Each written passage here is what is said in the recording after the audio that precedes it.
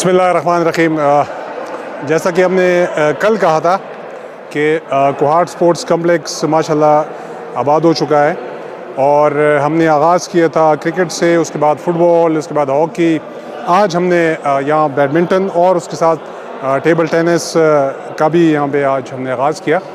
और मैं फिर कहूँगा कि ग्राउंड बनते हैं, ग्राउंड फिर उसके बाद उसको आबाद करना होता है। तो उस आबाद करने के लिए फिर आपके जो प्लेयर्स होते हैं, हर गेम के जो प्लेयर्स होते हैं, उनको अपॉर्चुनिटी देनी होती है। तो आज से इंशाल्लाह बैडमिंटन और टेबल टेनिस के लिए भी हमारा जो इंडोर जो फैसिलिटीज़ थी वो इंशाल्लाह ऑन हो गई है। और साथ साथ बाकी जो गेम्स हैं वो भी हम साथ साथ उसको भी ऑन करते जाएंगे।